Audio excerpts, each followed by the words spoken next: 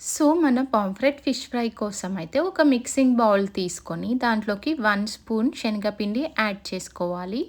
ఇప్పుడు ఇదే స్పూన్ తోటి మనము 2 స్పూన్స్ వచ్చేసి బాంబే రవ్వ యాడ్ చేసుకోవాలి. బాంబే రవ్వ అయినా సరే, ఉప్మా రవ్వ అయినా సరే ఒకటే కదా! ఇప్పుడు ఇవి రెండిటిని అయితే మనం బాగా మిక్స్ చేసుకోవాలి. ఎంత మంచిగా మిక్స్ చేసుకుంటే అంత మంచిది. మన ఫిషెస్ క్వాంటిటీని పెట్టి అయితే మనమైతే ఈ పిండినైతే తీసుకోవాలి. ఇప్పుడు ఆల్రెడీ మ్యారినేట్ చేసుకున్న ఫిషెస్‌ని బయట పెట్టుకున్నాక ఒక పాన్ తీసుకొని దాంట్లో ఆయిల్ పోయాలి. అది హీట్ అయ్యే లోపు మనం ఈ ఫిష్‌ని అయితే ఆ పిండిలో అయితే మనం ఇలా మిక్స్ చేసుకోవాలి అన్నమాట. అది మనం మంచిగా మిక్స్ చేసుకోవాలి. ఆ కట్స్ ఉన్నాయి కదా! ఆ కట్స్‌లోకి కూడా ఆ పిండి వెళ్ళాలి.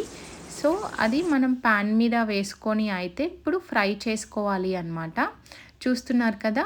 ఈ విధంగా ఆయిల్ కొంచెం హీట్ ఎక్కిన తర్వాత అయితే మనము ఫిష్‌ని ఫ్రై చేసుకోవాలి. మీడియం ఫ్లేమ్‌లోనే ఫ్రై చేసుకోవాలి. ఒకవేళ మనం హై ఫ్లేమ్ పెడితే ఏంటంటే మాడిపోతుందనమాట. సో, ఇలా చూయిస్తున్న విధంగా మంచిగా ఫ్రై అవ్వాలి అనమాట. ఇప్పుడు కొన్ని ఫిషెస్ మనకి కావాలి అనుకుంటే నార్మల్‌గా కూడా వేయించుకోవచ్చు.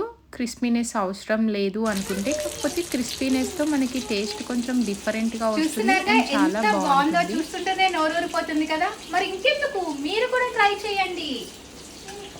మరి మీకైతే ఈ పాంఫ్రెట్ ఫిష్ ఫ్రై రెసిపీ నచ్చినట్టయితే మన వీడియోకి లైక్ కొట్టి, సబ్స్క్రైబ్ చేసుకొని, షేర్ చేయండి, సపోర్ట్ చేయండి.